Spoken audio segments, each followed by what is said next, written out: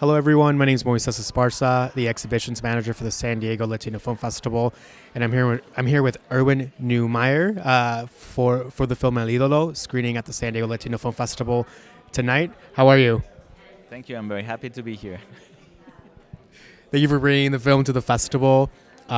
We were just talking a little bit about the lead character in your film, Francisco de la Reguera, how he's such a great physical comedy actor, the way the comedy reflects on his face. How did you go about finding your leading man for the film?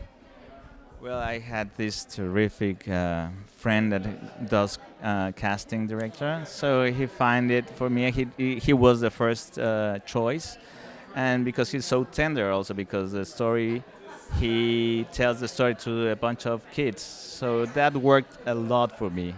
It was like amazing what he could do with the children. So it was my first choice, although I had two other guys that I wanted to cast. And after thinking what kind of relationship would they have with children, this was the best because he was so, you say tender, tierno? Yeah. Tell me, how long did it take for this project to come together from its inception to the actual filming? Was it your original idea that this project was for, or was it developed over time? Well, I have a partner who's a screenwriter. With this project, with 10 other projects for TV movies, didn't work. So after like 3 years, we picked this one up. Well, I did, and I told him, let's do a movie with this, not for TV, but to screen it. And I've been producing and directing all the stuffs, not feature films. I spent a long time without directing feature film, actually, since 1996. Un hilito de sangre with Diego Luna, his first feature film, actually. So, well, not, but yes. And so when I did the project, it was more like how to build it up as a producer and how could I get the money with the IMCINE, Instituto Mexicano de Cinematografía, with the tax deduction funds and other funds in Mexico. So I thought this kind of movie will have the money. They will like it because how is it put together money-wise, and because also the script was so good also. Can you describe the comedy in the film? We were just talking about how it's not obvious comedy. Maybe describe the style a little bit, which I think is kind of fascinating and sets it apart from other movies. Well, I wanted to do a situation comedy more than physical or jokes. Of course, they work into the movie, but more like we follow the character. We see how life hits him one and again. So that kind of comedy, I liked it, and I wanted to relate it to young people. So I thought about comic books and also a musical inside the movie, because I thought that would spring the attention in the middle of the film. So I would never leave you as a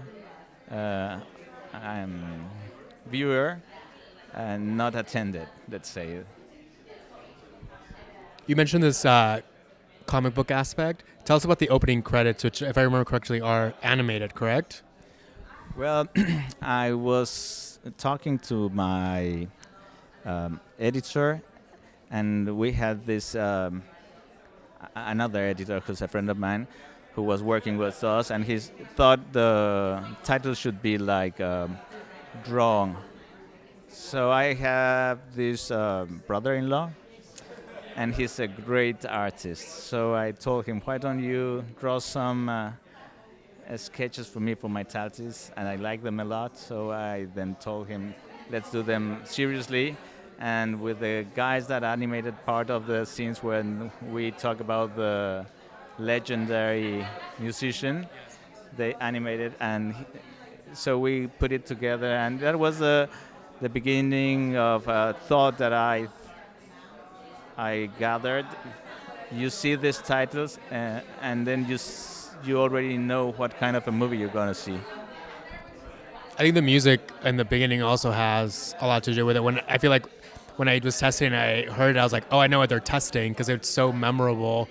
Um, tell us about the trajectory of the film. Where has it screened? Where is it going next? Well, the first festival was in Guadalajara because I was married to a distribution company, and they told me no after seeing the first cut. So I had to look for another one. So I went to Guadalajara just in an industry part. I was not screened as part of the festival. And then I went to other festivals in Cleveland, in Ohio, and then to Tampa Bay. We went to Oslo, we went to Oaxaca, and Vallarta, also Puerto Vallarta. And so in Mexico City, there's a small festival called 24 Risas por Segundo, which is for comedy. So we've tested the film with several audiences, young, old, and they like it a lot, both of them. It's a great comedy. I think it's going to be a big hit at our festival. Thank you so much for letting us screen it. Any last words?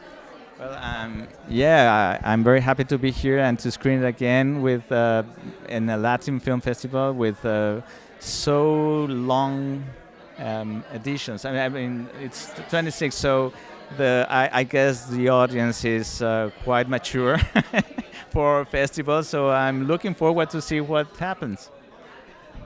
Thank you so much.